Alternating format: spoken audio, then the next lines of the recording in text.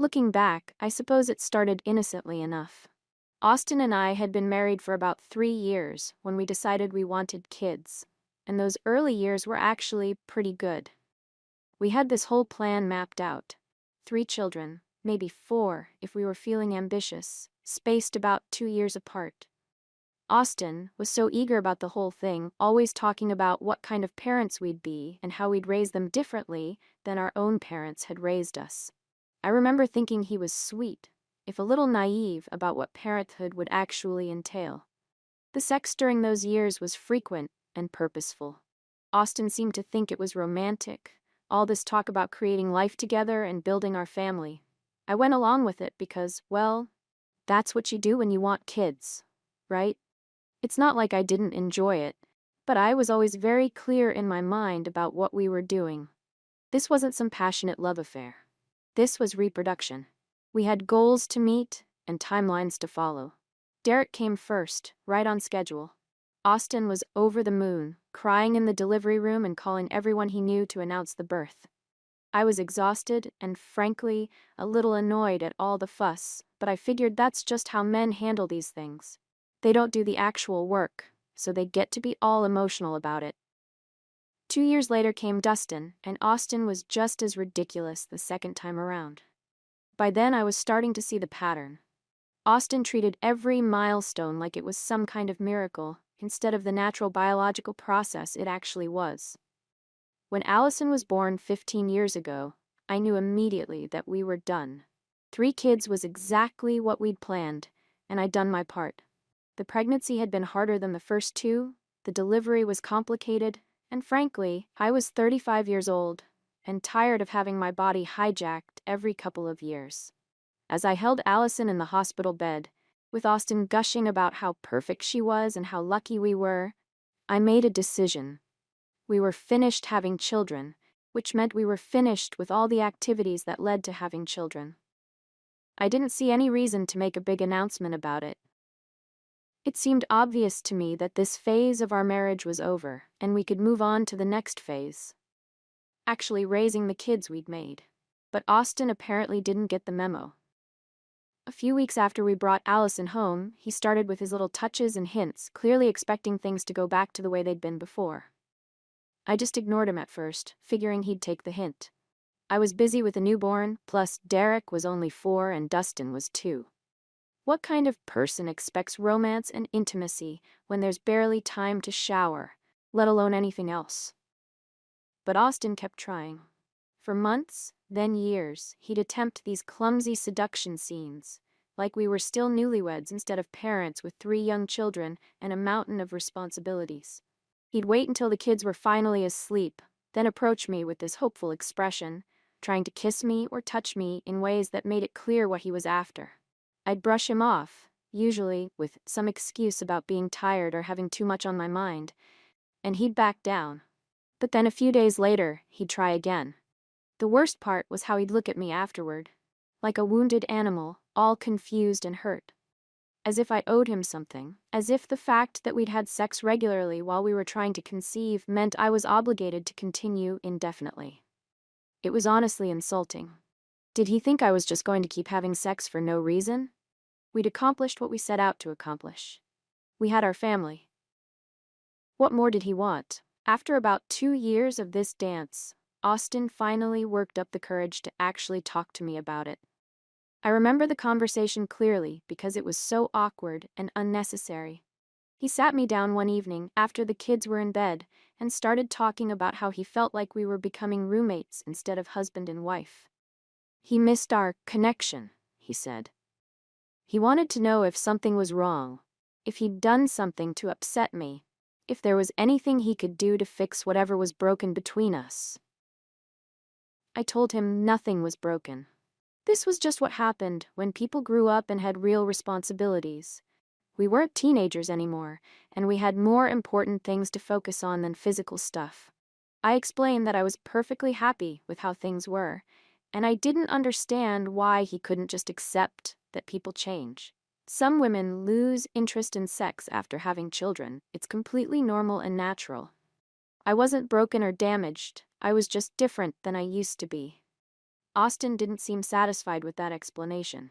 He kept pushing, asking if we could try counseling or if I'd consider seeing a doctor about it, like there was something medically wrong with me that needed to be fixed. The whole conversation made me furious. Here I was, taking care of his 3 children, managing his household, and he was complaining that I wasn't also providing sexual services on demand. The selfishness was breathtaking. Things got worse after that conversation. Austin became even more persistent, like he thought talking about it had given him permission to keep pressuring me. He'd try to schedule date nights or suggest we get a babysitter so we could have alone time. He bought me flowers and left little notes around the house. He'd compliment my appearance and try to create these romantic moments that felt completely forced and artificial. The more he tried, the more annoyed I became. Couldn't he see that this kind of pressure was exactly what I didn't want? I felt like he was treating me like some kind of project that needed to be fixed or won over. Every gesture felt manipulative, like he was keeping score of how many nice things he'd done and expecting payment in return. It was gross, and it made me lose even more respect for him than I already had. Around this time, Austin also started complaining about my snoring. Apparently, I'd developed sleep apnea after Allison's birth, and it was keeping him awake at night. He'd nudge me constantly, trying to get me to roll over or adjust my position, which just ended up keeping me awake too. Between that and his constant attempts at physical affection, our bedroom became a battleground. I couldn't relax, couldn't sleep peacefully, couldn't have any space to myself. Finally, about 3 years into this ridiculous situation, Austin announced he was going to start sleeping in the guest room. He claimed it was temporary, just until we could figure out a solution to the snoring problem, but I think we both knew it was really about the sex situation. He couldn't handle the rejection anymore, so he was removing himself from the equation. Fine by me. At least I could finally get some peace and quiet. Of course, Austin couldn't just make the move without drama. He kept apologizing for abandoning our bed and asking if I was okay with the arrangement. He'd check in constantly to see if I wanted him to move back, if I was lonely, if there was anything he could do differently. It was exhausting. I just wanted him to make a decision and stick with it, without requiring constant validation from me. The separate bedrooms actually worked out perfectly. I could sleep without interruption, I didn't have to deal with his wandering hands or hopeful looks, and we could both get the rest we needed to function as parents. I thought Austin would adjust to the new normal, but instead, he seemed to get more depressed and withdrawn. He'd make these passive-aggressive comments about how we were like roommates now, or how he felt like a stranger in his own house, as if any of that was my fault. About 10 years ago, I decided I wanted to go back to work. The kids were older. Derek was in middle school, Dustin was in elementary school, and Allison was finally in kindergarten. I'd been out of the workforce for almost a decade, and I was ready to have adult conversations and professional challenges again. The problem was that Austin's job required long hours and frequent travel, which wouldn't work with our new family schedule. We sat down and discussed our options, and ultimately, Austin volunteered to scale back his career so I could pursue mine. It made financial sense at the time. I had better long-term earning potential in my field, and Austin had always been more of a natural parent anyway. He seemed genuinely excited about the opportunity to spend more time with the kids and be more involved in their daily lives. I'll admit, I was impressed that Austin was willing to make that sacrifice. A lot of men wouldn't have been secure enough to take a backseat role while their wife became the primary breadwinner. It showed a level of maturity and partnership that I hadn't expected from him. For a while, things actually felt more balanced between us. We both had our roles, we were both contributing to the family in different ways, and the constant tension about sex seemed to fade into the background. Austin threw himself into the stay-at-home parent role with typical enthusiasm. He joined the PTA, organized playdates, learned to cook elaborate meals, and basically turned domestic life into his new career. The kids loved having him so available, and I appreciated coming home to a well-managed household. It was probably the best period of our marriage since the early years. But Austin being Austin, He couldn't just be content with how things were. Even with the career change and his new focus on parenting, he'd still make periodic attempts to reconnect with me physically. Less frequently than before, but still often enough to be annoying. I'd come home from a long day at work, and he'd try to greet me with more than a casual hug, or he'd suggest we watch a movie together after the kids were asleep, with that look in his eyes that made his intentions clear. I developed a pretty effective routine for shutting down these attempts. I'd mention how exhausted I was, or bring up something stressful that had happened at work, or find some urgent household task that needed my immediate attention. Austin would get the hint and back off, but I could see the disappointment in his face every time. It was like he thought that because he'd made this career sacrifice for the family, I owed him something in return. About 7 years ago, Austin's disappointment took an ugly turn. I was using his laptop one evening to check something for work, and I discovered his browser history. Pages and pages of pornography sites, some of them pretty graphic and disturbing. I felt sick to my stomach, not just because of the content, but because of what it represented. Here was my husband, the father of my children, sneaking around behind my back to look at other women in compromising positions. When I confronted Austin about it, he was mortified. He apologized profusely, claimed it didn't mean anything, said it was just a way to deal with stress and frustration. He promised to stop, swore it would never happen again, begged me not to make a big deal about it. But the damage was done. I couldn't look at him the same way anymore. Every time he tried to touch me or show affection, I'd think about those images on his computer and feel disgusted. The porn discovery confirmed everything I'd suspected about Austin's character. Despite all his talk about love and connection and partnership, he was just like every other man. Selfish, crude, and ultimately only interested in his own physical gratification.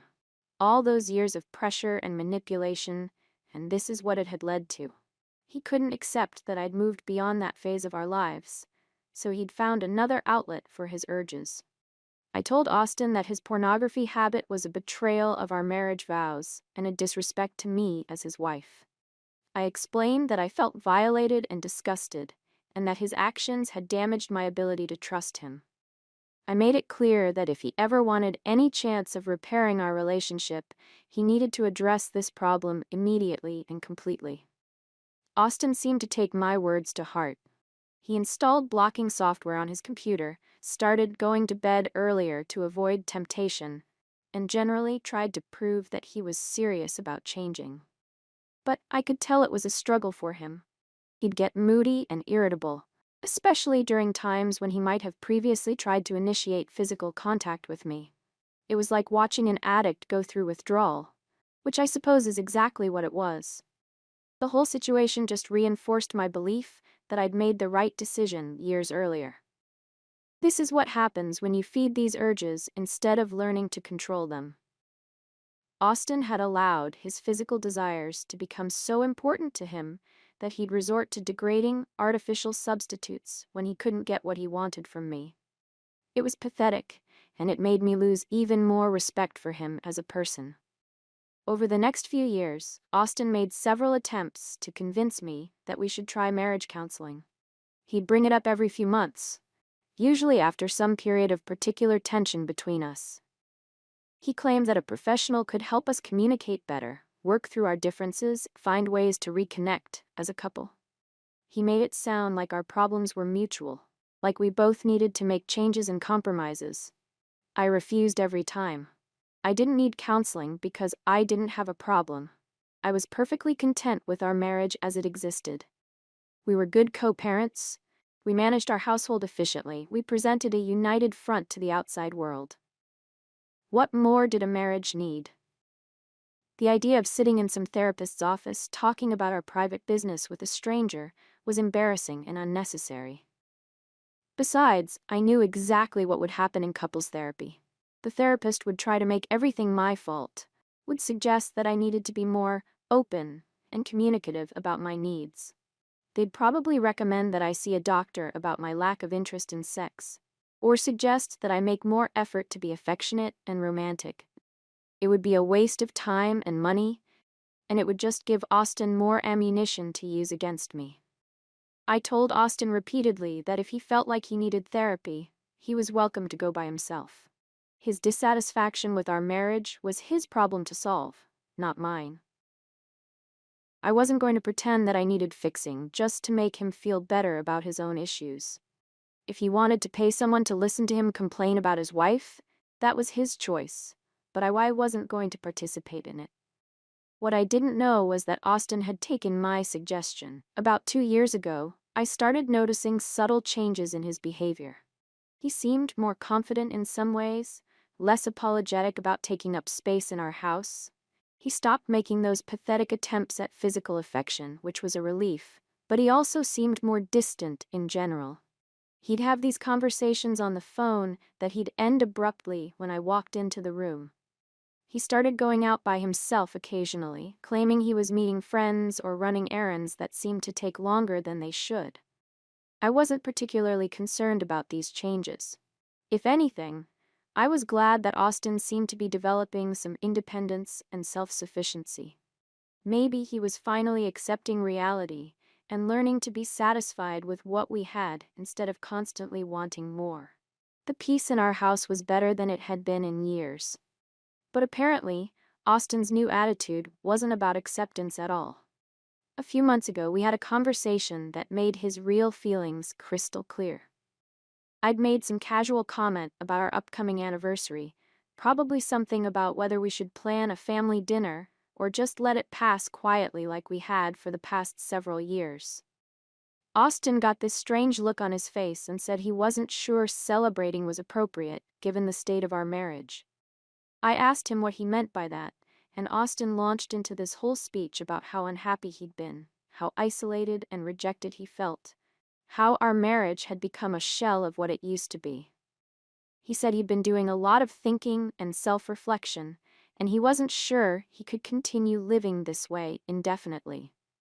He wanted to know if I had any interest in working on our relationship, or if I was content to just continue as we had been. The whole conversation was so dramatic and self-pitying that I almost laughed. Here was Austin, acting like he was the victim in our marriage, when I'd been nothing but patient and understanding about his unrealistic expectations for 15 years. I'd accommodated his career change, tolerated his pornography problem, endured his constant pressure and manipulation, and now he wanted to act like I was the one who wasn't holding up my end of the bargain. I told Austin exactly what I thought. I was fine with our marriage the way it was. I didn't need constant romance and physical affection to feel fulfilled as a person. I'd grown up and accepted that marriage was about partnership and commitment, not about passion and excitement. If he couldn't accept that reality, if he was still stuck in some adolescent fantasy about what marriage should be, then maybe he needed to figure out what was more important to him, his family or his selfish desires. Austin didn't respond well to my honesty. He got this cold, distant expression that I'd never seen before, and he said something that really caught me off guard. He said that he'd given me 15 years to change his mind, and I'd succeeded. He finally understood exactly where he stood in my priorities, and he was grateful for the clarity. I didn't like the way that sounded. There was something final about it, something that felt like a threat. So I decided to call his bluff. I told Austin that if he was so miserable, if our marriage was such a burden to him, then maybe he should just leave. I wasn't going to beg him to stay or promise to become someone I wasn't just to make him happy. He was a grown man, and he could make his own decisions about what he wanted to do with his life. I expected Austin to back down the way he always had before, to apologize for being dramatic, to reassure me that he didn't really want to leave, to promise he'd try harder to be satisfied with what we had. Instead, he just nodded slowly and said he'd think about what I'd said. Then he walked away, leaving me standing there feeling like I'd somehow lost control of a conversation I thought I was winning. That was 3 months ago, and Austin has been different ever since. Not angry or hostile, but detached. He still does his share of household tasks, still participates in family activities, still maintains the polite facade we've always presented to the kids. But there's something missing now, some energy or investment that used to be there even during our worst periods. The strangest part is that Austin has actually become more affectionate in some ways. Not less. He hugs me goodbye in the morning, gives me a quick kiss when I come home from work, asks about my day, and listens to my answers. But it all feels performative somehow, like he's going through the motions of being a good husband without any real emotion behind it. It's almost more unsettling than his previous neediness. I've started to suspect that Austin might actually be serious about leaving. There have been little signs. He's been more involved in the kids' college planning discussions, asking detailed questions about their timelines and financial needs. He's mentioned updating our wills and insurance policies, claiming it's just responsible planning, but the timing seems suspicious. Most tellingly, he started talking about his career again, researching opportunities in his field, and making comments about how it might be time to get back into the workforce. The possibility that Austin might actually follow through on my suggestion is both infuriating and terrifying. Infuriating because it would prove that he's exactly as selfish as I've always suspected, willing to blow up our family and traumatize our children because his wife won't sleep with him. Terrifying because I have no idea how I'd manage as a single parent, even with the kids mostly grown. But the more I think about it, the more I realize that Austin leaving might actually work in my favor. If he's the one who walks away, if he's the one who breaks up our family, then I get to be the victim. Derek, Dustin, and Allison will see exactly what kind of man their father really is. Someone who abandoned his responsibilities because he wasn't getting everything he wanted. They'll understand that I did everything I could to hold our family together, and that their father chose his own selfish desires over their well-being.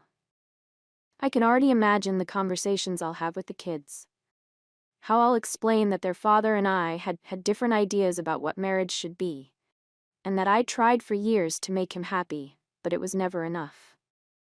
How I'll describe the pressure he put on me, the unrealistic expectations, the way he made me feel guilty for not being the wife he wanted, instead of appreciating the wife he had.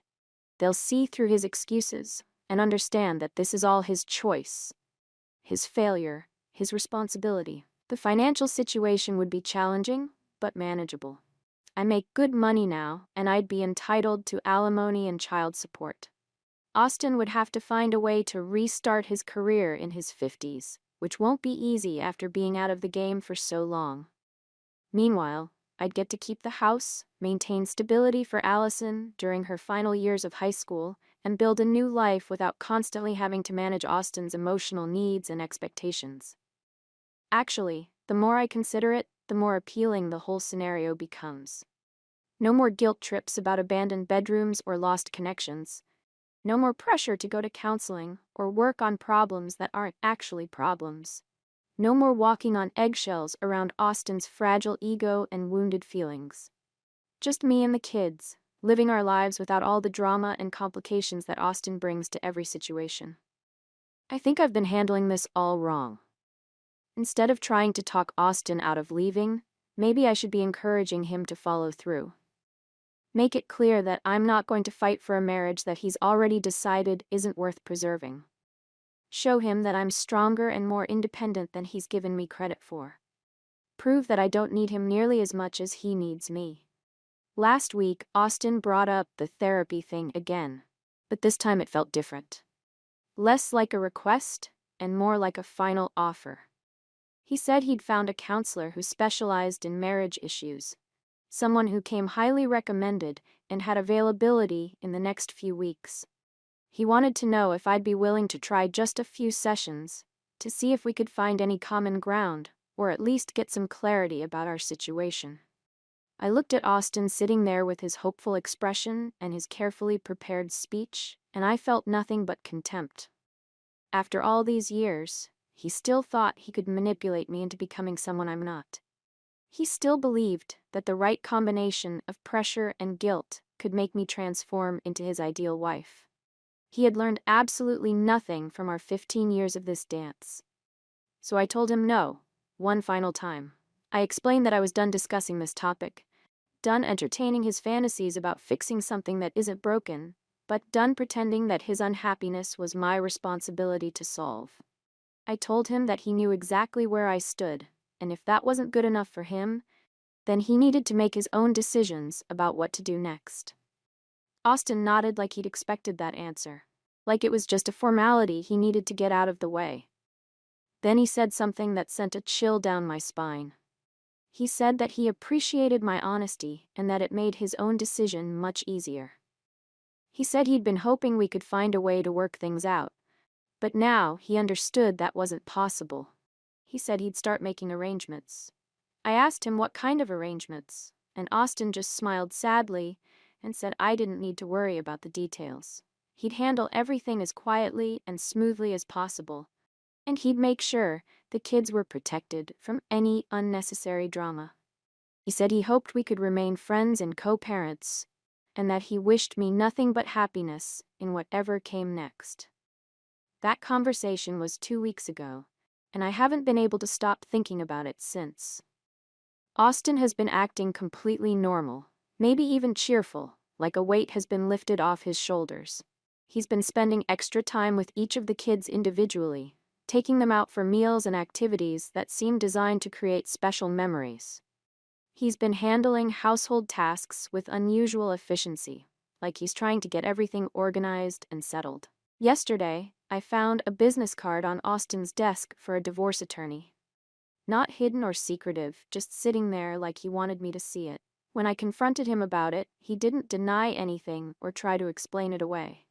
He just said that he was exploring his options and trying to understand the process. He said that if and when he made any definitive decisions, I'd be the first to know.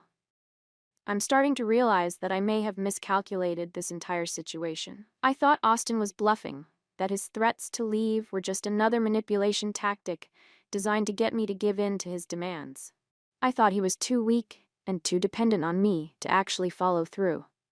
But looking at him now, seeing the calm determination in his eyes, I'm not so sure anymore. The irony is that Austin seems happier now than he's been in years. Like he's finally made peace with something that's been eating at him for a long time. He's not angry or bitter or vengeful. If anything, he seems relieved. It's almost like he's grateful to me for making his decisions so clear and simple. That's not how someone acts when they're trying to manipulate you into changing your mind. What scares me most is that I think Austin might actually be able to pull this off. He's not the same desperate, needy man who used to beg for my attention and affection. 15 years of rejection have apparently taught him some hard lessons about self-reliance and independence. The therapy he's been doing has obviously given him tools and perspectives that I didn't account for. He's not the weak, accommodating pushover I married anymore. If Austin goes through with this, if he actually files for divorce and breaks up our family, everyone is going to want to know why. Our friends, our extended family, our children. They're all going to ask questions and expect explanations. And what am I supposed to tell them? That Austin left because I wouldn't sleep with him?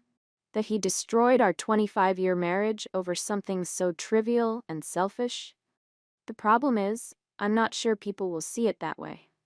Austin has been playing the role of devoted husband and father for so long that everyone thinks he's some kind of saint. They see how he sacrificed his career for the family, how he's been the primary caregiver for our children, how he's always been supportive of my professional goals. They don't know about the pressure he put on me, the unrealistic expectations, the way he made me feel guilty for not being someone I'm not. If Austin spins this right, he could make me look like the villain. He could claim that he tried everything to save our marriage, that he begged me to go to counseling, that he was patient and understanding for years while I refused to work on our problems. He could make it sound like I was cold and unloving, like I pushed him away, and then acted surprised when he finally left.